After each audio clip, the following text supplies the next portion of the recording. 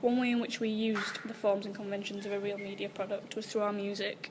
We watched the Thriller 7 and based the music on the opening from that. We used jumping industrial sound effects to create the thriller genre and conform to conventions. Another way in which we used conventions of real media product is by just using the basic film conventions such as match on action and the 180-degree rule when we open the doors. This is just to make sure that we've just got all the basics right and it just look like it would in any normal film and that you can understand the narrative. We also portrayed the conventions through the mise-en-scene, such as like the costume and makeup.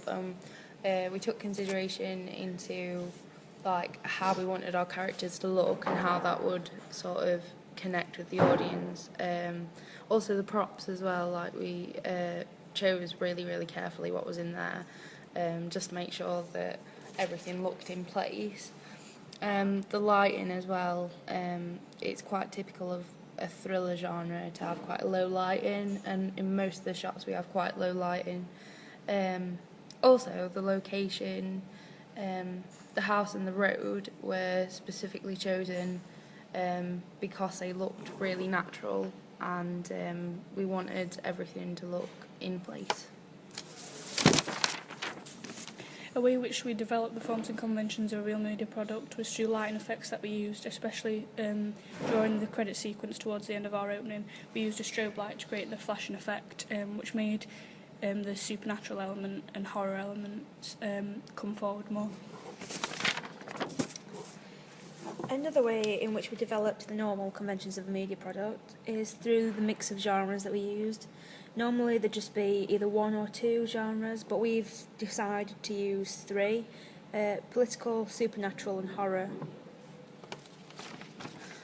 We challenged the conventions in our media product by the order of the actual opening, because we had the scene of like what was going on before the credits, and usually in a thriller you find that the credits come first and the credit sequence is a completely unrelated thing to the actual action of the film. Also, our opening sequence doesn't start with action, it's quite calm and then gets more exciting towards the credits. Another way in which we challenge the normal conventions of a media product is through the use of diegetic sound.